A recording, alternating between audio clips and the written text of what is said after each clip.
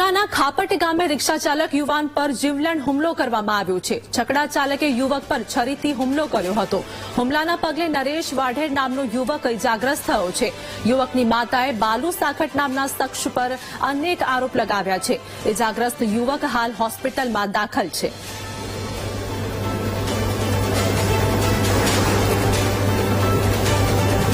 અમારા દીકરાને તો હજી ઘરમાં નીરો સાહેબ, તો ઘરમાં નીરો તો એને સરી મારી દીધી, બૂમે બૂમ થઈ કે ઓલા છોકરાને સરી મારી તો અમે દોડીને ગયા તો અહીંયા પડ્યો તો સરી મારવાનું કારણ શું છે? સરી મારવાનું કારણ તો મને તો કોઈ સાહેબ ખબર નથી ને। એ બેઠો તો રિક્ષામાંથી ઉતરીને સરી મારીને પાછો રિક્ષામાં ચડી ગયો। બરોબર, એવું કોણે કીધું? એ આ ભાઈએ કીધું જી સરી। મારા દીકરાનું નામ નરેશભાઈ કરશનભાઈ વાઢેર। એ શું કામ કરે છે અત્યારે? રિક્ષા ચલાવે।